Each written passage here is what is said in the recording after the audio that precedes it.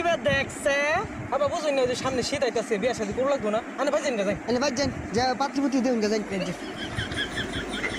তুই ভাই যা তোর হল লাগতো না তুই জায়গা যা যা যা তুই যা আল্লাহ হইরে আইতাছি তুই ছোট মানুষ বিয়া পরে ওরি না না আমার আগে করো লাগবো তুই ভাই জায়গা তুই যাইলে গাই আমি বিয়াটা করা ভাই